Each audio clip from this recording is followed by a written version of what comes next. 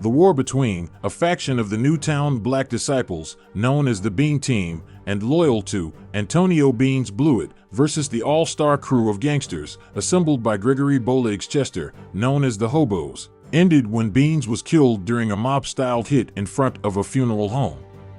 The HOBOS represented something the authorities had never seen before, a super gang made up of rival gang members who came to dominate Chicago's drugs trade. They were the worst of the worst and terrorized the city from 2004 to 2013. Police blamed the heavily armed street gang for a soaring violence rate during their almost decade-long run in power, as members were accused of multiple murders, torture, and even threatening a police officer inside a courthouse. Most drug dealers folded under the pressure of the HOBOS without a fight, but Antonio Beans Blewett wasn't most drug dealers. Snitch's News was a dirty, smelly, thieving little kid like Little Orphan Annie until he met Beans, his daddy Warbucks. Snitch's News bragged during the O-Block RICO trial that he shot Gregory Bowlegs Chester 19 times in the war between the Bean Team and the HOBOS. We'll debunk this lie, detail all of the shootings, retaliatory acts of violence in the war, and more on the Cartoon News Network's feature presentation, Little Orphan Trenches News, the BD War with the HOBOS that left Martell Wiley poor, homeless, dirty, and without his daddy Warbucks. Yeah, they lead a Bowlegs.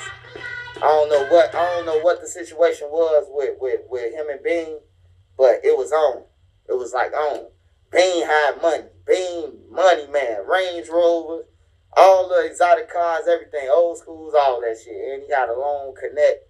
And he had people from everywhere, out west, everything. But Bean was lit. Bean came from the low end. He came from the Wheels. Newtown was in tour with the Wheels. When Chuck died, Bean came on our side. A lot of them from the Wheels came on our side. You know what I'm saying? A lot of folks now from the Wheels who was over there in the Wheels, when Chuck got killed, they came to Newtown side. A lot of them. You know what I'm saying? So Bean was one of them who came though. And when Bean came, I remember he didn't have $1. You know what I'm saying? And then, you know, the tables turned. He became the millionaire. Bean, man, it was an honor to be around him, bro. Every day was a party. It was lit around Bean. Like, we'll be at DJ Monty will come on the block. We got the whole block sold up. We had the black bags on the loud. So we had the whole city coming to our block anyway to get the black bag loud. If you from the low end, you know this. If you from out south, you know. 07, 06, 07, we had it. Lake Park along Ellis, we had it. But yeah, it was a movie with Bean now, bro. You know, Bowlegs had his, like Polaroski and Gabe, they was like his lieutenants or whatever you want to call them. And Bean had his too. He had the Young T. You know what I'm talking about? He had the Young Money Cash. You know, he had his people too. Bowlegs got his nickname because his legs were deformed due to rickets. Rickets is a condition that affects bone development in children. It causes bone pain, poor growth, and soft, weak bones that can lead to bone deformities. Bowlegs testified in his own defense that the term hobo referred to a friend who was gunned down in the Robert Taylor homes. According to the Chicago Sun-Times, Chester said he grew up in a housing project where only the strong survive. Faced with nicknames like Pops for moving too slow, Chester said he made alliances with members of multiple gangs. However, he said he grew up in a building controlled by the Gangster Disciples and was primarily affiliated with that group. The Robert Taylor Projects is where he said he had a friend named Antoine Howard who was robbed and killed on July 3, 2000. Chester said Howard's nickname was Hobo, and he was like the Michael Jordan of our neighborhood. After Howard was killed, Chester said he had Howard's nickname tattooed on his right arm. That tattoo also features hands holding a bag of money and a revolver, images of the Robert Taylor homes, and the words, "The earth is our turf." Chester testified that it was all symbolic of Howard, his life, and his death. "The earth is our turf" was a popular rap song written by Howard, Chester said. Hobo is not a gang, Chester testified. The truth is, of course the HOBOS were a gang. There were larger gangs, but the Hobos were an all-star team of stick-up kids, drug dealers, and killers. Most members were recruited from larger gangs such as the Gangster Disciples and the Black Disciples, and the now-demolished Robert Taylor and Ida B. Wells public housing complexes. Now, allow me to introduce the core group that formed, the Hobos, so everyone knows the names of the players as we examine the origins of their war with the Newtown BDs. Although the Hobos did not have a structure as firmly hierarchical as that found in many gangs, the Hobos had a leader, Gregory Bowlegs Chester, and senior members, Arnold Armstrong Council, Paris Polarowski Poe, and Gabriel Bush, who was called Louis. Prosecutors said Chester's street reputation was established when he and Bush robbed a pair of jewelry stores with a Tech 9 handgun and a sawed-off 12-gauge shotgun in the mid-1990s. In July 2000, Bowlegs and his crew are also suspected of robbing a Chicago kid that made it to the NBA named Antoine Walker of a $55,000 Cartier watch outside of a restaurant on Roosevelt Road. Bowlegs and his co-defendants in another robbery formed a plan to put a dream team of criminals together in jail. After their release, they were able to execute their plan because Bowlegs met a heroin connect while they were locked up that promised to make him a millionaire.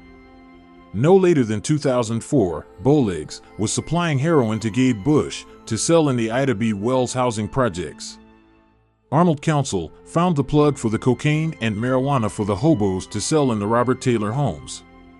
Eventually, the crew convinced Polarowski, a BD enforcer, to act as head of security. Polarowski wanted to get money, do demonic shit, and honor his homie, Hobo, who was also a Black disciple. Meanwhile, in 2004, Little Orphan Trenches News, a Newtown BD, was busy getting shot in the back of his head by a little boy. Man, the shorty came out of nowhere.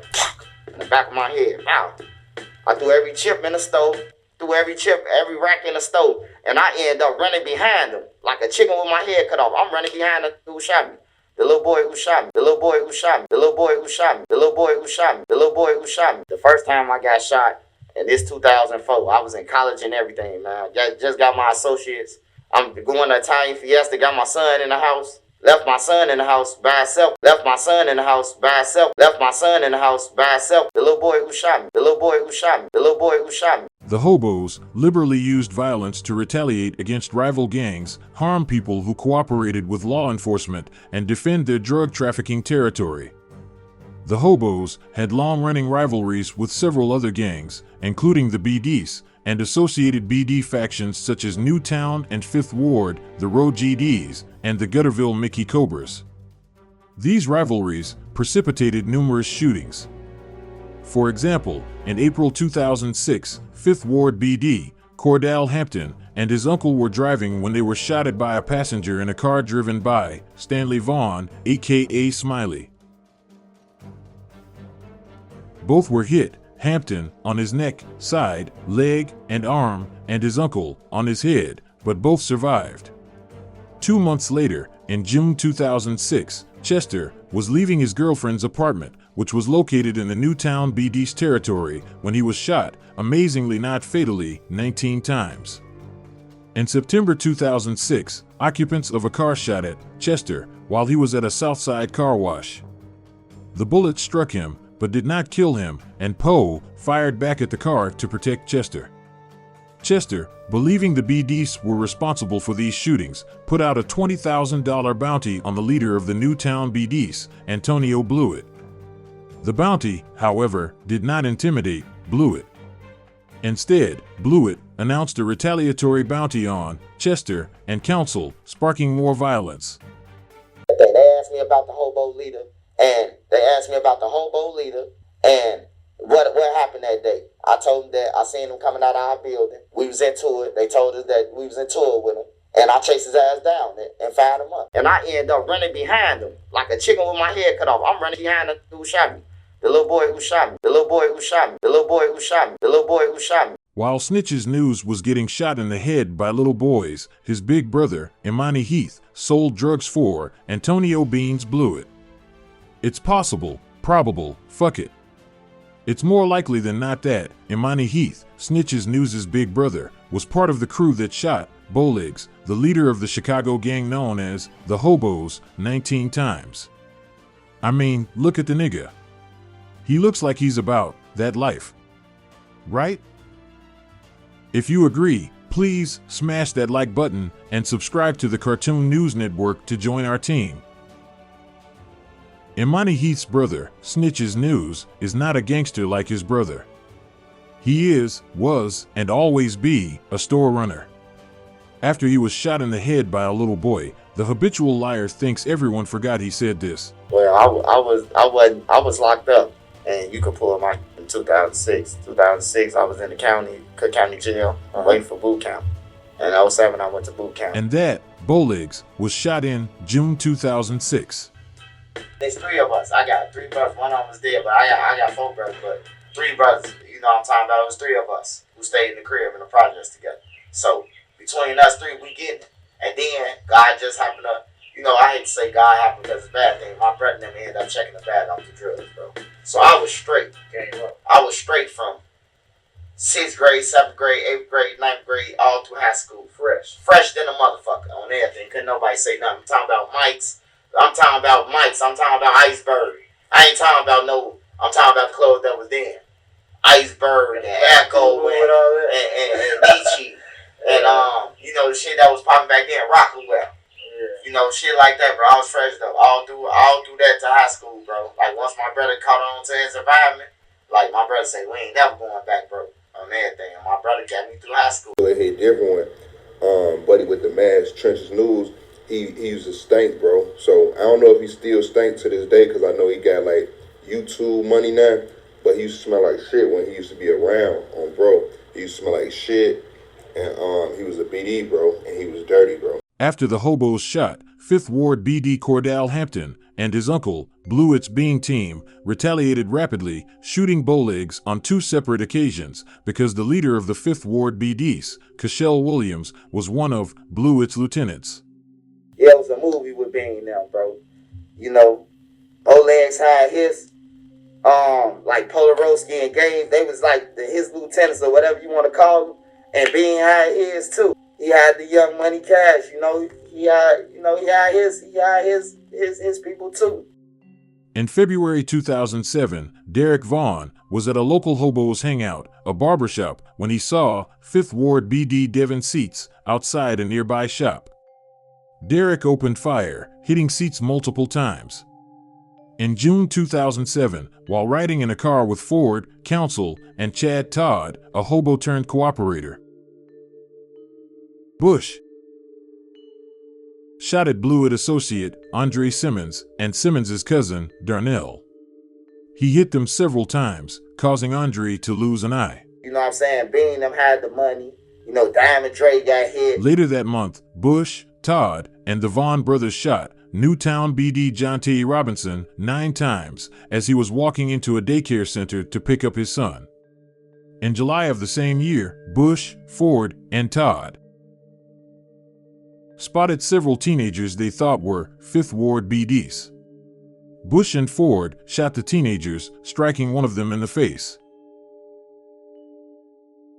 The HOBOS were mistaken. The victims had no gang affiliation. A month later, Counsel and Bush shot Newtown BD Eddie Jones. The HOBOS ended their war against the Bean Team in September 2007. Bush, Counsel, Ford, and others made good on Bowlegs' bounty by killing Bluett and 5th Ward BD Gregory Neely in a drive-by ambush. Bluett, Neely, and others were sitting in a Range Rover after leaving a funeral when the attackers drove by in a 4-car caravan, firing at the Range Rover. That same month, Bush and Counsel killed Terrence Anderson, who managed a competing drug line. Bowlegs had his, like Polaroski and Gabe, they was like his lieutenants or whatever you want to call them. And Bean had his too. He had the Young T. You know what I'm talking about? Bush and Counsel shot Anderson 5 times while he was attending a reunion party for the Robert Taylor Homes. My homie brother, my homie brother Marlo on everything. Shout out Marlo. His brother T8, They say he was in a crowd at a party, a DJ party. They straight dropped him in a party, right in a party in front of everybody. Like it been brazen things happening. Yeah though, but I give them they props though. They was terrorizing. They was terrorizing shit. A lot of people was scared of them. A lot of people ain't even want to see them. Half the city folded. So the ones who be saying something like, oh man, they tell them about this and tell them about that, tell them about how y'all didn't even want to war with them, or how y'all was in cahoots these things. On everything, yeah, they killed Bean out of front of Bean got killed out of front of roof. On 79th for Cottage Grove, broad daylight. He was sitting out there. Some cars came past, pulled up on the side of him. You know, him and Slappo, rest in peace. Got hit. You know what I'm saying? Got killed that day together in a Range Rover. Rest in peace to Bean and his family and all that. Man, the shorty came out of nowhere. In the back of my head. Wow. I threw every chip in the stove. Threw every chip, every rack in the stove. And I end up running behind him. Like a chicken with my head cut off. I'm running behind the who shot me. The little boy who shot me. The little boy who shot me. The little boy who shot me. The first time I got shot, in this 2004, I was in college and everything, man. Just got my associates. I'm going to Italian Fiesta, got my son in the house. Left my son in the house by himself. Left my son in the house by himself. Left my son in the house by himself. Left my son in the house by himself.